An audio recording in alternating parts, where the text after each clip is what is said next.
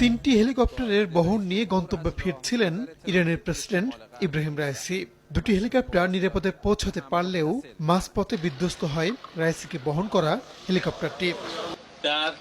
ইরানের সংবাদ মাধ্যমগুলো বলছে, রাইসি ছাড়াও এতে ছিলেন দেশটির পররাষ্ট্রমন্ত্রী হোসেন আমির আবদুল্লাহিয়ান, পূর্ব আজারবাইজানের গভর্নর মালেক রহমতি এবং ওই প্রদেশে ইরানের সর্বোচ্চ নেতার মুখপাত্র আয়াতুল্লাহ মোহাম্মদ আলী।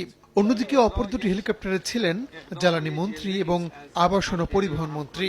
প্রতিবেদনে আরও বলা হয়, ইরানের প্রেসিডেন্টকে বহনকারী হেলিকপ্টারটি ছিল যুক্তরাষ্ট্রের তৈরি, যার মডেল বেল 212।